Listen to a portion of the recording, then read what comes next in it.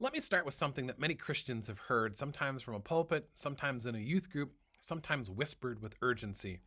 If you don't believe the right way, you are going to hell.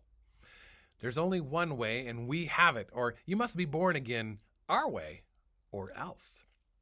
For many people, this wasn't presented as good news, it was presented as a cloaked threat. This is what we might call fear-based Christianity, a version of faith that motivates belief primarily through anxiety, fear of hell, fear of being wrong, fear of losing our salvation, fear of outsiders, or even fear of asking questions. And for some branches of evangelical Christianity, fear has become the organizing principle. Fear-based Christianity often sounds like this: believe correctly or face eternal punishment. Doubt is dangerous.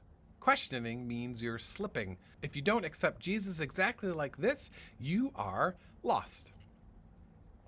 It relies heavily on a few proof texts. You must be born again, or no one comes to the Father except through me. Those verses are real, but the way they are used matters. They're often detached from context, relationship, grace, and Jesus' broader ministry, and turned into weapons instead of invitations. Where did this come from? Well, it didn't come out of nowhere. One strong root goes back to early Protestant Europe, where Christians were splintering, arguing, and persecuting one another over doctrine. Correct belief became a survival issue, and being wrong wasn't just a theological problem, it could cost you your life. And then came the Puritans, many of whom fled to America seeking religious freedom, but often freedom for themselves, not necessarily for everybody else. And they believed that God had chosen them, that they were living in a covenant with God, and that correct belief and moral behavior were signs of salvation. Fear of divine punishment became a powerful tool for social order, and religion was used to control behavior, maintain purity, and enforce conformity. Over time, that mindset echoed through revival movements, frontier preaching, and eventually modern evangelicalism, especially in moments of social change or cultural anxiety.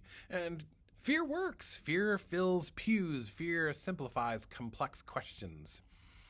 Fear-based Christianity thrives because it offers certainty in an uncertain world, clear boundaries of us versus them, simple answers to complex spiritual questions. And it tells people that if you stay with us, you are safe. And if you leave, well, you're in danger. That kind of faith is easy to police and hard to outgrow. But here is the cost.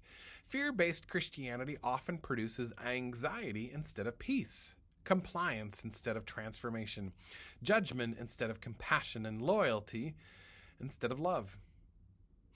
What does Jesus actually do with fear? Well, when we look at the Gospels, something striking emerges. Jesus does not lead with fear. He does not threaten people into belief. He doesn't chase doubters. He doesn't demand perfect theology before offering peace.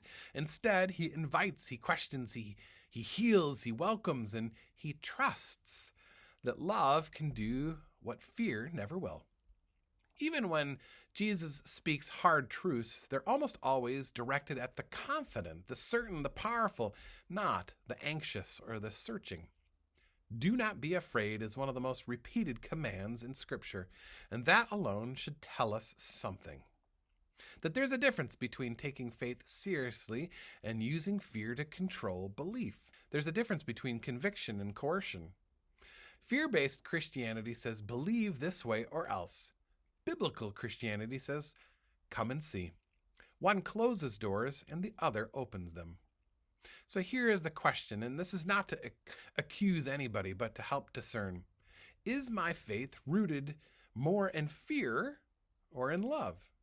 Because Scripture says perfect love casts out fear, not manages it or repackages it, but casts it out.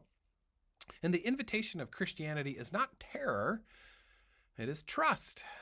Not certainty, it is faithfulness. Not control, it's a relationship. And not fear of hell, but hope in God. If we are handed a version of faith built on fear, we are allowed faithfully to lay that version down. Because Jesus does not say, be afraid and believe. Jesus says, follow me.